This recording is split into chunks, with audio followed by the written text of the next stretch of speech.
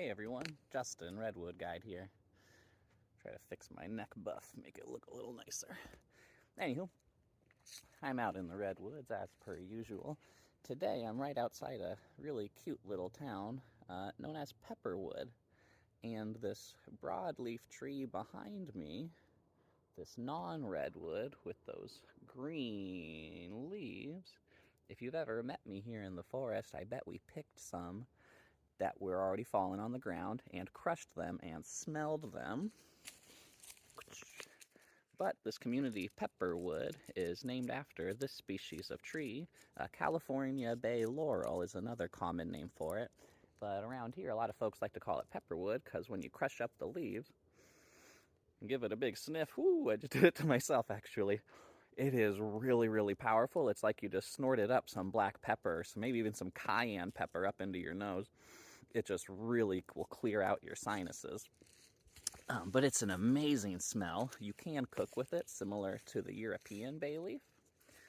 It'll have a slightly different flavor, especially if you get some fresh leaves straight out of the forest here. Apparently, also, the Native Americans in our region, specifically the Yurok tribe, apparently, if they had head congestions or colds, they would actually crush the stuff up and shove it up their noses intentionally.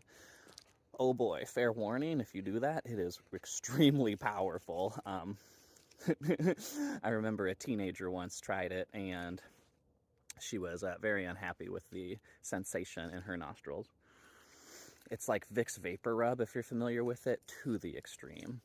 Anywho, I tend to just give it a big sniff. I don't usually directly shove it up my nose, but what I will do is I'll take my baseball cap off, and instead of getting all hot and sweaty and making your head smell like gross sweat, I'll take some of the leaves, stick it in the bill of my baseball cap here. And now as I hike around and my forehead gets hot, some of the smell actually drips down onto my face. It's really nice.